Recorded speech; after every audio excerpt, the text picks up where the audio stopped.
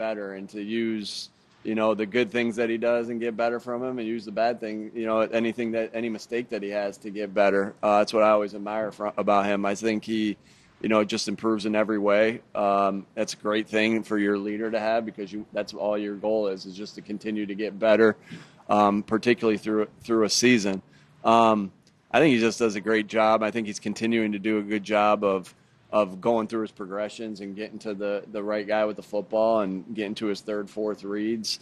As you see, the ball doesn't hit the ground very often in practice, and that's the way you want to see it. Nick, talking to the players the last few days, it's clear the message of focusing on next year has gotten through. When you were deciding on that message, why did you decide to look forward instead of saying, you know what, we're going to defend our title, we are the defending Super Bowl champions? Yeah. What was it about going forward? Yeah, I think that,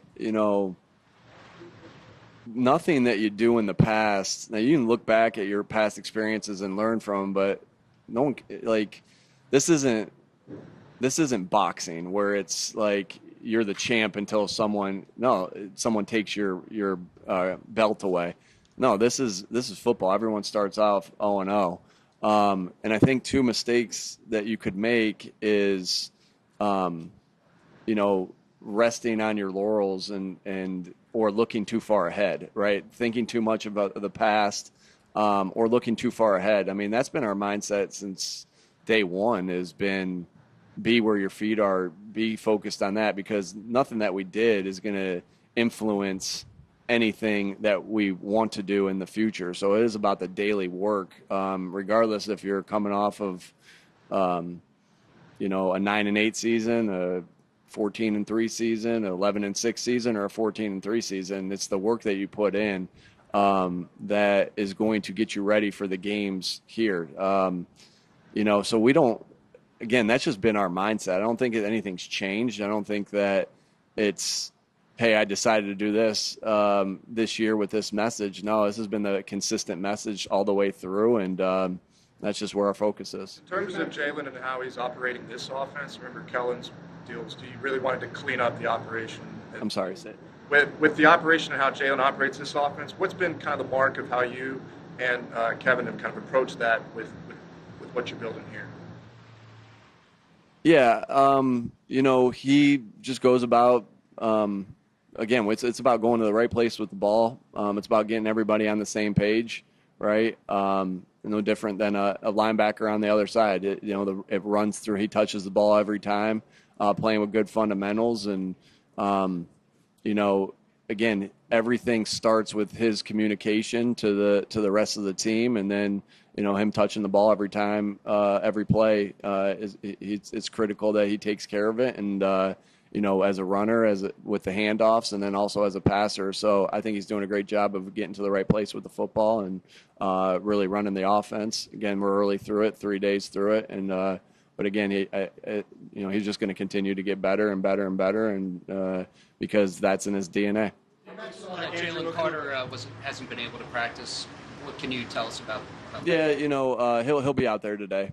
So I'm not going to get too much into injuries or anything like that, but he'll be out there today. Looking forward to having him out there today. Doesn't look like he's practicing. What happened there? Bob will get you all the injury stuff. Don't have to do injuries right now. Not going to talk too much about that at this particular time. We'll look forward to getting him back out there, but was having a good start to camp. We'll see when he gets back in there.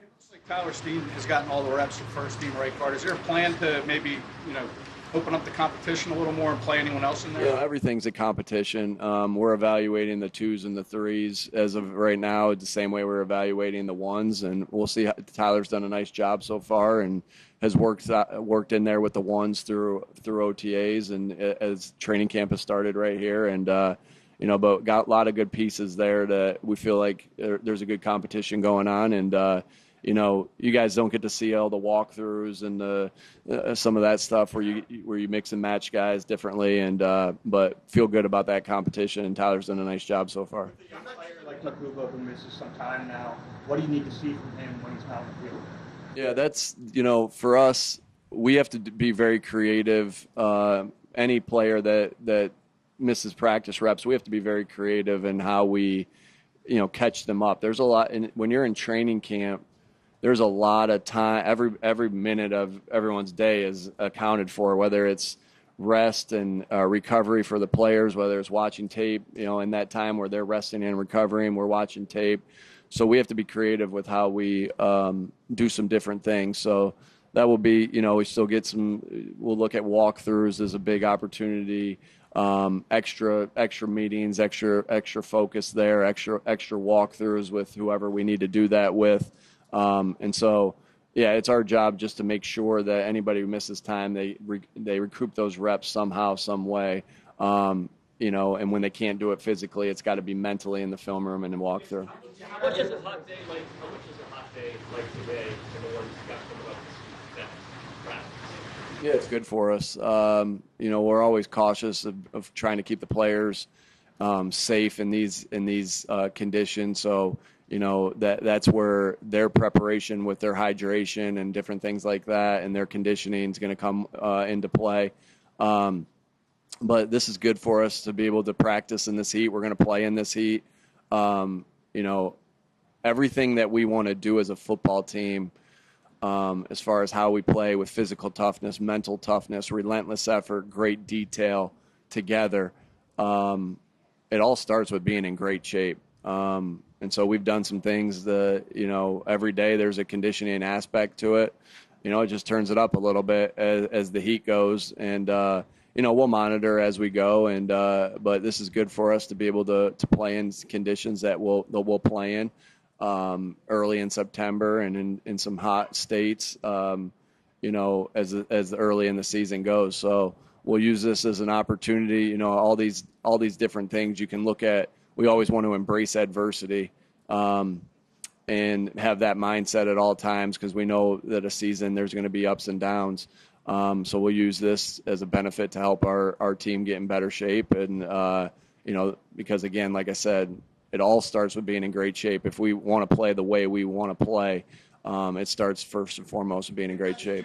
Would see some tweaks in practice. You run that little bracket drill where the defenders underneath and over top. What's behind that, and what is it designed to do? Yeah, good question. We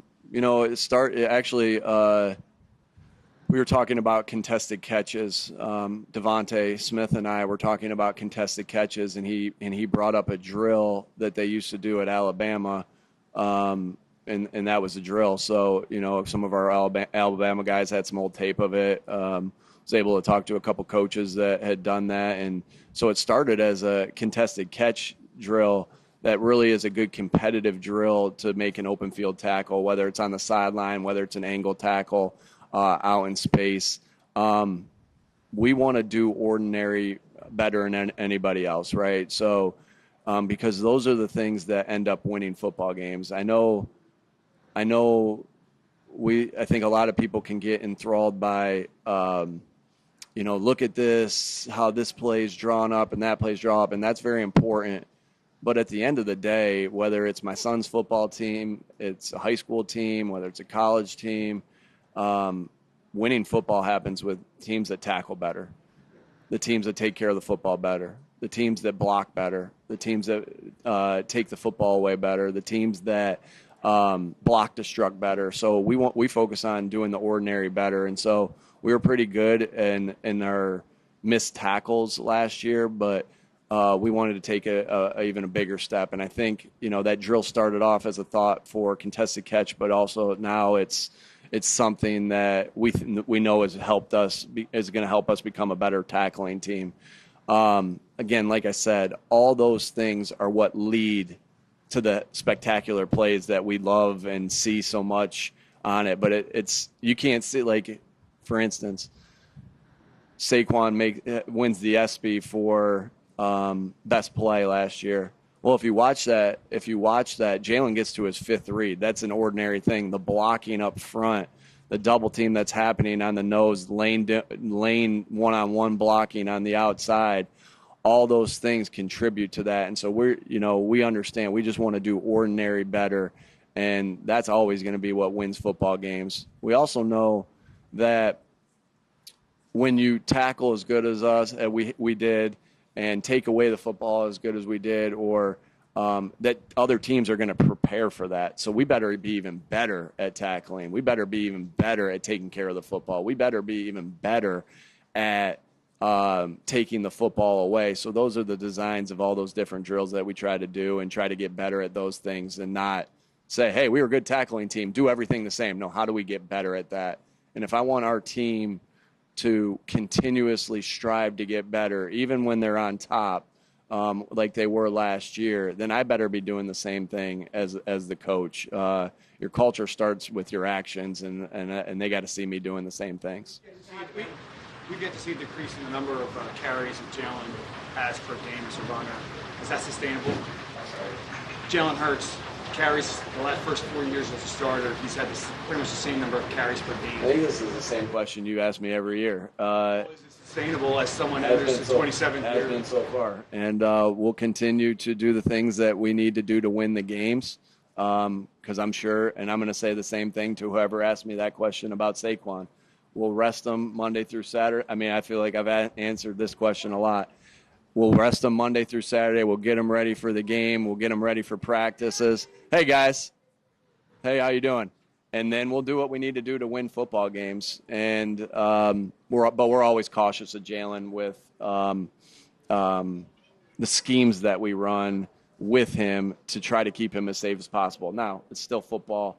And there's still obviously a risk of injury at any time, but we're always thinking, first and foremost, when he carries the football, how do we keep that scheme safe to keep him out of harm's way? Jahad Campbell's case, what dictates when and how often they'll get first-team snaps with Zach Gone? Yeah, open competition. We'll see how it goes. We're constantly evaluating everything. Like that tackling drill is an evaluation. The team reps, the individual, the walkthrough. We got the guys working in there right now, but that's fluid and that can always change. And yeah, we'll see how that goes. But everything's being evaluated at all times. And Howie and I talk every single day. I talk with the coaches every single day. On an off day, we're having staff meetings like everybody else in the NFL to discuss our team. That's the fun part about training camp. Is it his health right now or his understanding of the defense? Yeah, no, it's just where we are right now. And, again, that's fluid and that can change. And, again, not ready. We have a long time before I have to say, hey, this is who's the starter. We got a lot of great battles going on that are constantly being evaluated. Is it important for you to find a backup center whose name is not Landon Dickerson this camp? Yeah, I mean, Landon did a phenomenal job last year. He played as our center in the NFC Championship game, one of the biggest games, obviously, of our season, just because it was the next one and that deep into the playoffs. Again, we always look for versatility for our offensive linemen. Can they do different things? And, yeah, again, just looking for these guys to get better. We don't care who the backup is here. We just have to prepare, or who all those things will play out. We got to do what's best for the team, and the best guys will play.